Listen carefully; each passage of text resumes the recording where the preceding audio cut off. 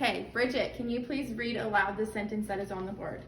Sally sells seashells by the seashore. Okay, this is an example of alliteration, which is a type of figurative language, which we will be learning about today. Okay, so the first one we're going to talk about, what is figurative language first. So figurative language refers to the color used to amplify writing. It takes on an ordinary statement and dresses it up. It gently alludes to something without directly stating it. Figurative language is a way to engage readers with a more creative tone. So now on the note sheet, we're going to go through each one.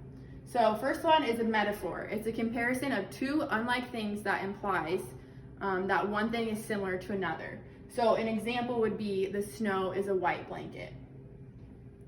The next one often gets confused with metaphor, but it's called a simile. So this is a comparison of two unlike items, but it uses the word like or as. So cute as a button would be an example. The next one we're going to talk about is an onomatopoeia. So this is a word whose sound suggests its meaning. So like boo or boom, that type of word.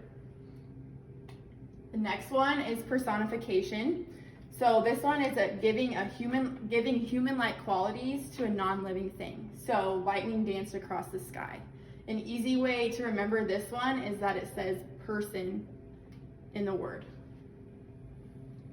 The next one is a hyperbole. So this is an extravagant exaggeration that can't possibly be true. So the example for this one would be, I'm so hungry I could eat a horse. Most people cannot eat a horse. So that's an exaggeration. The next one is alliteration. So that's the one that we had in our bell ringer. It's a repeated consonant sound at the beginning of the word. So another common example of this is Peter Piper picked a peck of pickled peppers. And then the last one we're going to talk about is an idiom. So this is a phrase whose literal meaning is different from the implied meaning. So he bit off more than he could chew. So when we use this, we're not actually saying he took a big bite. We're saying he took on too much and he couldn't handle it all. Okay, so next you're gonna have to get out a piece of paper and we're gonna play a little game. So what's gonna happen is I'm gonna play a clip from a song and you have to you're gonna write down on your piece of paper what you think, using your note sheet, which figurative language you think is being used. So the first one is Taylor Swift, a little Taylor Swift action. You have to skip an ad.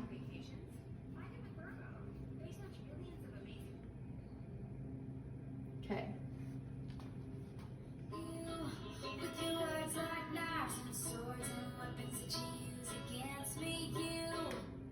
Okay, so the lyric was you with your words like knives.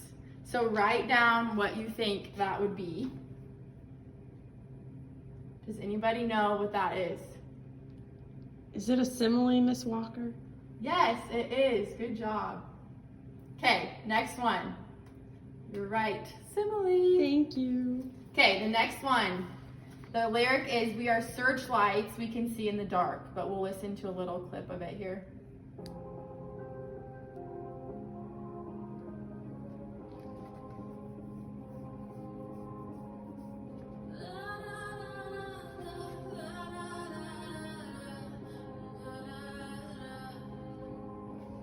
We are searchlights we can see in the dark. Okay, so the lyric is, we are searchlights we can see in the dark. Anybody know what that one is? Metaphor. Yes, this one is a metaphor because she's comparing herself and her partner to being searchlights without using the word like or as. Okay, next one.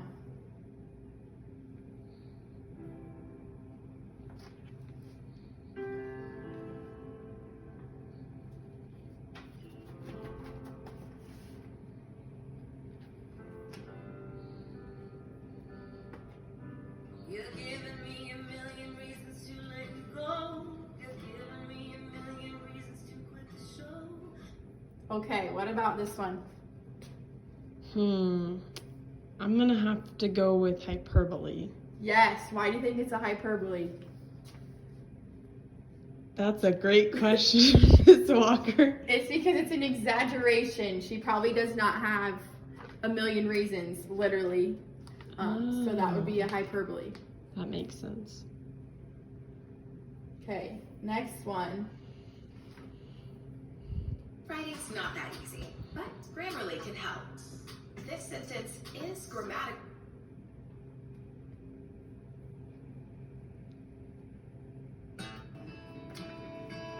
Yesterday I thought I saw your shadow running out. It's funny how things never change. Okay, so the lyric is, yesterday I thought I saw your shadow running around.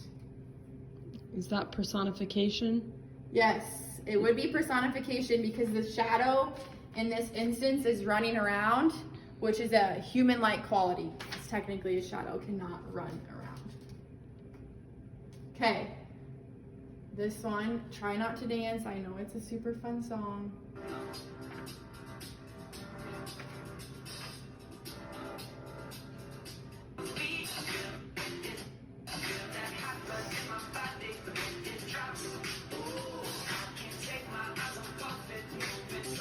I'll try that again, sorry.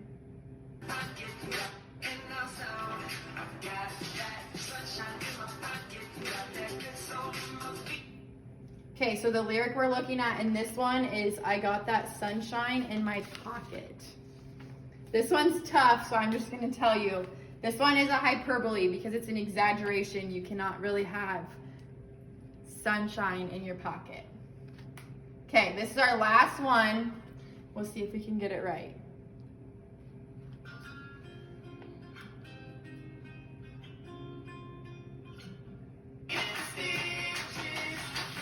Just like a moth drawn to a flame. Oh, you love. Okay, so the lyric we're looking at in this one is just like a moth drawn to a flame. Do we know what that one is? Is that one simile because it uses like? Yes, it is. Very good.